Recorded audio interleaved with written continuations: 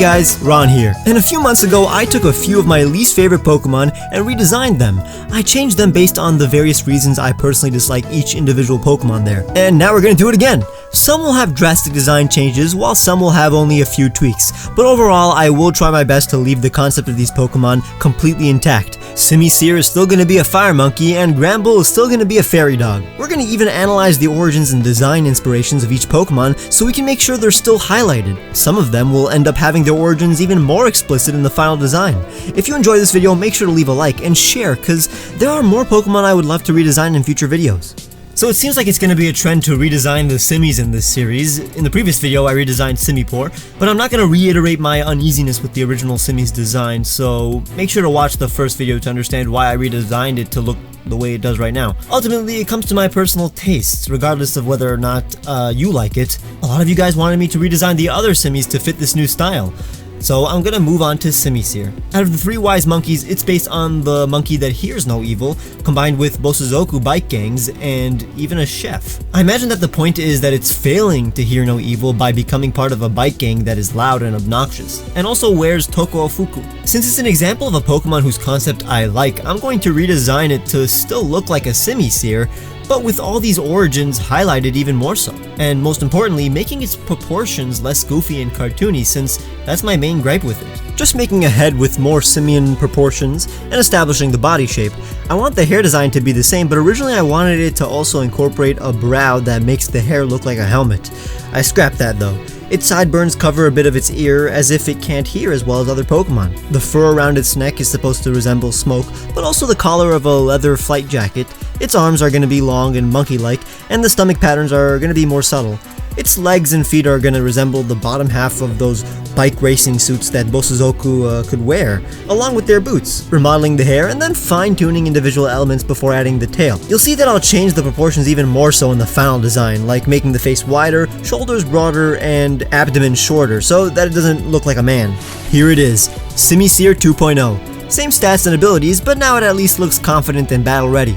I couldn't make it look too cool or monkey-like, or else it would look like an Infernape. But I personally believe that it at the very least looks better than the original Simisear. If you like the original Simisear, you may think that my redesign looks too humanoid. That's valid, I guess, but I like how mine is way more clearly biker-inspired. Its hair also looks way cooler and deliberate, when the original's hair looks like bedhead. Although you could argue that it's helmet hair, which you never know could be the point. I also made the colors less pale than the original. I didn't like how salmon colored the real Simisear is in the Sugimori art, but I gotta be fair and say that Simisear does look better in other mediums and poses.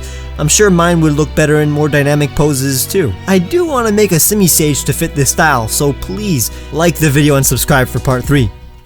Next is a Pokemon that has become infamous on my channel, Claydol. It's one of my least favorite Pokemon, but for very personal reasons. It's the Pokemon I became the most uncomfortable looking at. I hate the black and white color scheme coupled with multiple red eyes, wide face, and no expression.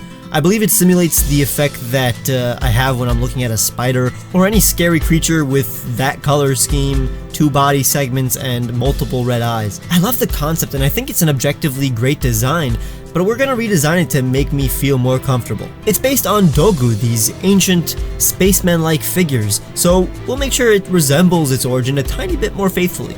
So first I'm setting the proportions. The point is I want the head and body to be spheres instead of egg-shaped. I thought maybe 2 eyes that were partially open would be fine, like it was awakening, and giving it 1 beak as a mouth.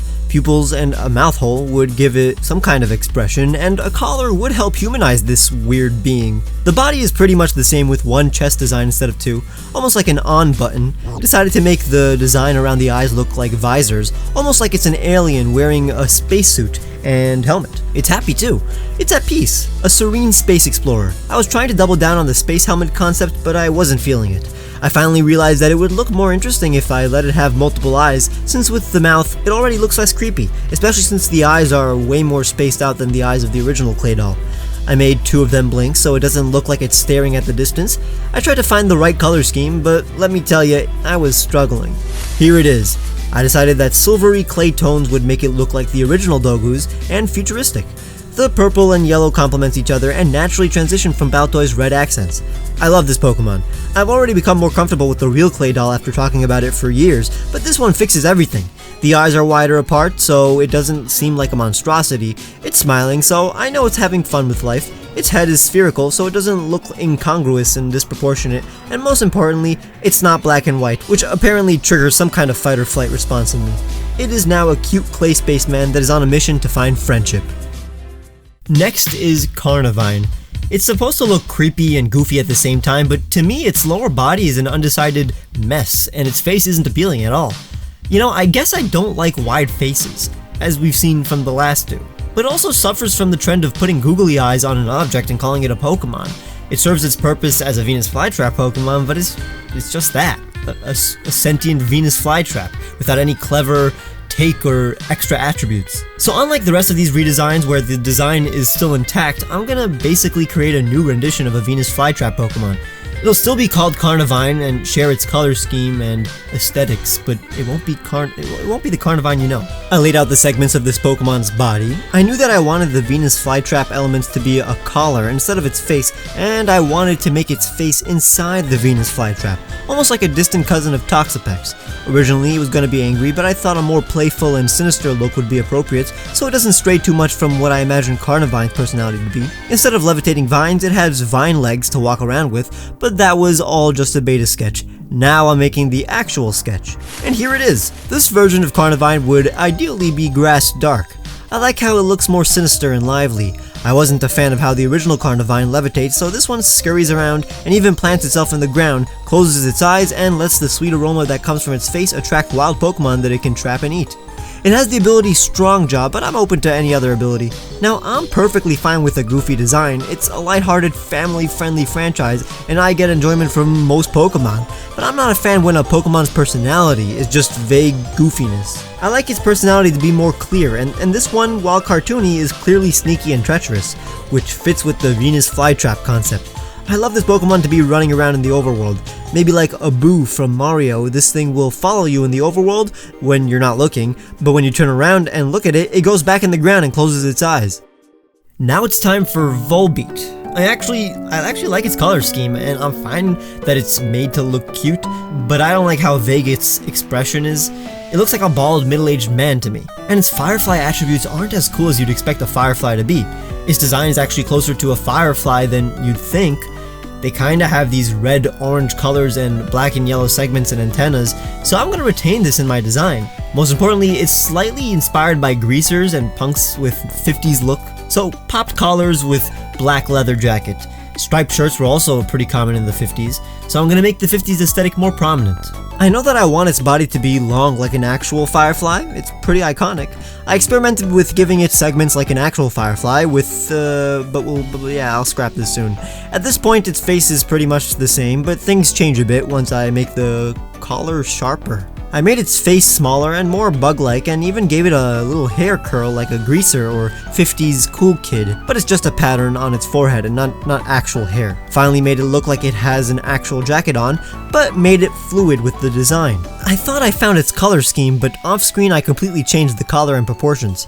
And here it is! I didn't like how the original has a straight-up man face, so while I didn't stray too much in the face department, at least it's cuter and has a more bug-like mouth. The color scheme was hard, but hey, I think it came out fine. It is more clearly wearing a jacket, less plump, and the light it has on its abdomen is an entire segment instead of a tiny bulb on its butt, like before. It retains everything that the original Volbeat has, but it's more to my liking. I'm sure it'll be uncanny to some who are used to its original design. Let me know if you want to see a redesigned Illumise in the next video. It's honestly crazy how all the Pokemon we covered today have punk aesthetics or emphasis on their collars. Like, they all have collars, even the next one. It's finally time for what I believe is the best redesign in this video, Granbull. I believe Granbull's head is too big and has literally no appealing attribute. Its collar is a bit undefined, and most importantly its fangs, which are under its skin, are creepy and unnatural. I want a redesign that is a bit more bulldog looking and incorporates more elements of its supposed origin, the Kushi, or fairy dog from Scotland. They're usually green and intimidating, but most importantly, incorporating this mythological inspiration would make it more appropriately fairy type. I started out by making the body less bottom heavy, so it looks like it's actually tough, Now, while my main problem is that its face emphasizes these long, skinned fangs, I thought that perhaps giving it multiple of them and making them way smaller would alleviate my problems with its fangs, and it did, especially since I didn't want to abandon those fangs completely. I gave it eyes more akin to Snubble's and made the ears a little smaller. It looks like a bulldog now. Most importantly, I'm giving it patterns like Snubble. Those spots will be green to allude to the Kushi. The flea collar is way more intimidating and it fits the bracelet's aesthetics too. I'm giving it more patterns, coloring it in so you understand the concept, and here it is! Redesigned Gramble has a pastel color scheme like Galarian Ponyta, which is a nice evolution from the color scheme and patterns that Snubble have. The Cosmo and Wanda vibes do also emphasize its fairiness. Its fangs are no longer giant and it looks more like a bulldog. I love how this design looks like it's picking a fight, yet just like the original Gramble, it's actually putting on a facade and relatively cowardly and sweet. This duality is also reflected by its Frankenstein mishmash of colors. It's a punk bulldog, both inherently British, and finally has green like the Kushi, its inspiration. It even fits more as a Snubble evolution than the original. Let me know what you think in the comment section. Politely, of course. Leave a like if you enjoyed and want more, and subscribe if you haven't. Check my description for the music I used, the t-shirts I made for you guys, and my Patreon where you can get cool rewards like seeing my videos days early. You can also get rewards by clicking the join button to become a member. Follow me on Twitter and on Instagram to see the final artwork of my Pokemon, and I'll see you soon.